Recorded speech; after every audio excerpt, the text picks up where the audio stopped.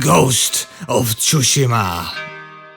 This right here is a magnificent game in so many ways. It's a story that revolves around Shin Sakai, one of the last samurai on Tsushima Island during the first Mongol invasion of Japan in 1274. For people who don't know, samurai were not someone who just wore weird clothes and wielded sword. They were well-paid military noblemen who bore the privilege to wear two swords. Samurai is the way of this game, and this right here is important throughout the whole title. Most of their culture was influenced by Buddhism and Zen, which was another form of Buddhism, influenced by Taoist philosophy known as Taoology. Its origins basically emphasizes living in harmony with the Tao, which is a mysterious and deep principle that is the source, pattern and substance of the entire universe. It leans on personal cultivation through meditation and other spiritual practices. Although Taoism puts more emphasis on physical and spiritual cultivation and less on political outlooks. Its ideas also relate to metaphysics and ethics,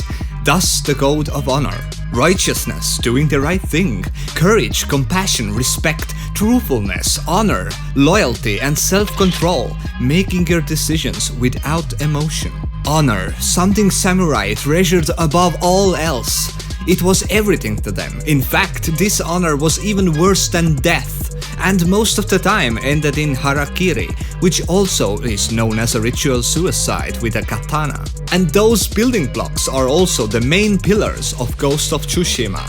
Guided by those principles, they have also left themselves weak when enemy learns about their code. And that right here makes the plot for this game. The attack left only a handful of true samurai alive. The island of Tsushima is in the hands of you and Jin. You must repel the attack of Mongols, free your people, and rescue your uncle. The invasion is historically correct, and the events actually took place. Well, I'm not sure about the story about your uncle, but otherwise, they happened. Those events happened. The Yuan forces started their invasion from modern-day Korea on 2nd of November 1274. The island of Tsushima and Iki were right in the way to Japan's mainland. All the forces landed on the 5th of November and ignored all Japanese negotiations.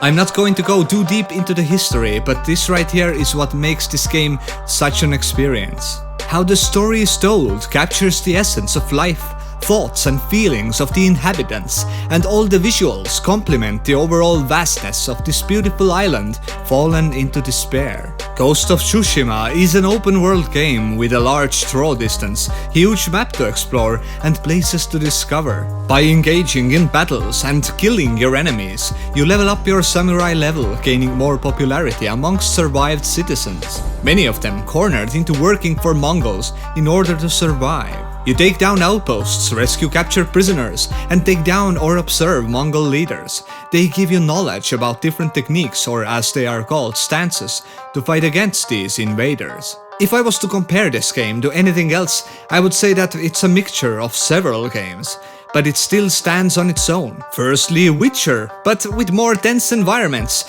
Searching clues and tracking enemies all remind me of Witcher games. Also the wind, how the gusts tear through nature and fields, how the trees and grass shake violently as the ocean breeze hits them. Wind also shows you the way, acting as a map. In fact, this game tries very hard to keep your screen clean. There are no map markers on site. Objective locations only show from time to time, so you can just follow the wind and lose yourself in this magnificent and beautifully designed world. Secondly, this game reminds me of Metal Gear Phantom Pain. And I mean, this might surprise you, but taking down campsites, sneaking around and even lurking under the floor in first-person mode really remind me of Metal Gear. I mean, those were my first and most loved mechanics from Metal Gear.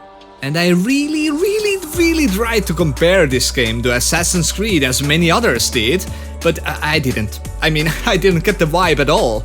Metal Gear, on the other hand, hails to the yes. Fighting mechanics. This right here is something different. I learned pretty quickly that spamming buttons doesn't work. You need to combine parrying, blocking, counterattacks, different stances and strategy all in one battle. Like that archers need to be dealt first, and so on. Also different enemies have different weaknesses for different stances you unlock. You also get ambushed by 6 or 7 enemies at once, so try to maneuver then.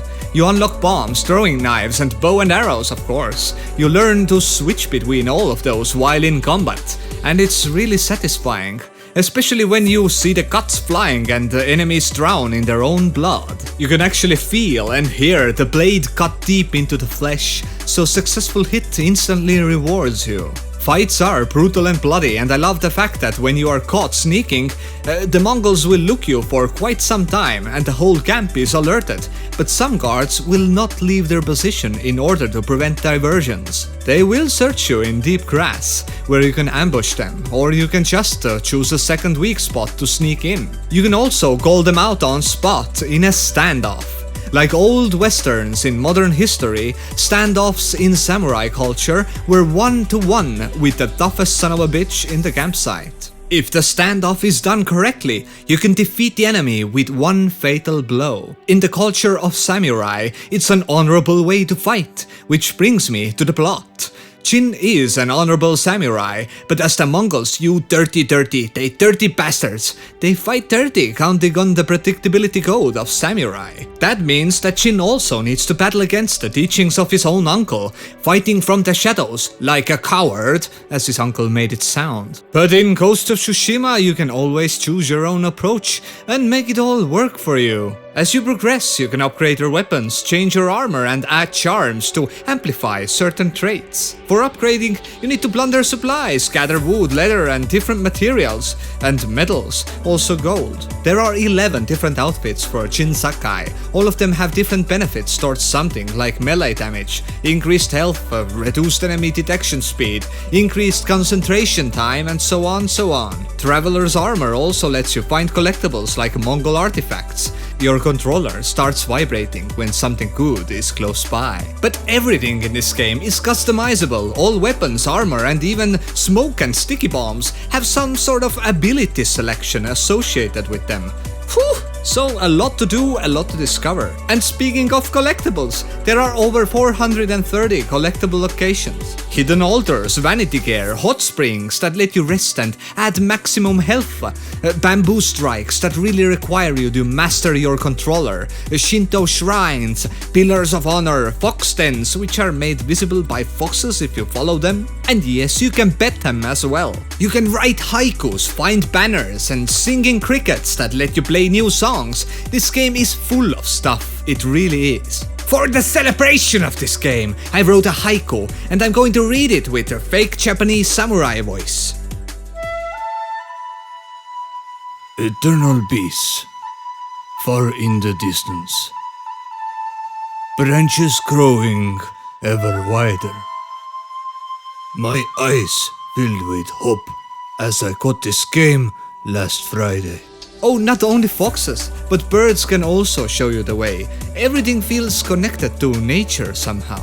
If you speak to townsfolk in different places, they will reveal some locations of interest. All is done in the manner of speech, not visible map markers. So, although of course you have a map, which is huge. I mean, it's a huge map to explore that shows you both discovered and undiscovered locations of interest, if you have heard about them from someone. I have not completed the game yet, and I know that I have yet to discover a lot. This seems like a 40, 50, 60 hour game to me, especially if you enjoy all the views and need to discover everything, I always do. Platinum Trophy is doable, but manual saves must be done constantly. Because there is a 20% chance that your game might glitch you out of Platinum Trophy at some point. It is suggested to finish one mission before taking on another. Most missions are well written and diverse. All the narrative feels fresh, and to be honest, I haven't skipped any cutscenes nor conversations, and with this game you don't really want to. The story is amazing, and I also love the main villain. He's such a bastard.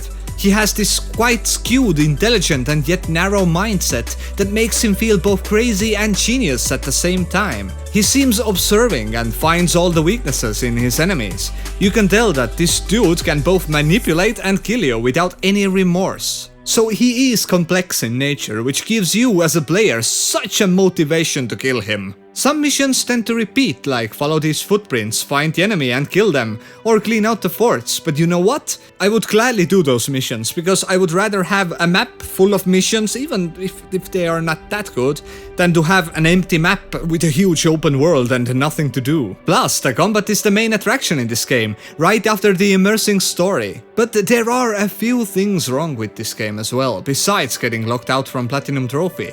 Like weird glitches and bugs, at least those can be patched up later. AI could also be better, I have seen worse though. Enemies, as long as they are not in combat, are quite stupid. Like if I take down one enemy who stands next to his friend with a headshot from my bow, yes, they will look for you like 30 seconds, but mostly they will forgive and forget. Oh, my friend lies here dead on the ground, but you know what? It's normal. It's okay, I will continue my patrol like nothing happened. But those things are minor, those are minuscule, and I'm only trying to nitpick because there is nothing much wrong with the game, to be honest. So with all that said, I give Ghost of Tsushima a 9 out of 10. And get this game right now. I mean right now. Buy it. Did you buy it? Buy it now, or smash the like button. This is my samurai voice. You must kick the like button, or the like button will kick you. Or Ghost of Tsushima. Hi. I hope that you liked this review. If you did, hit that like, smash that bell, and if you dare, subscribe as well. I'm SillyLlamaz, and thanks for watching. Till next time.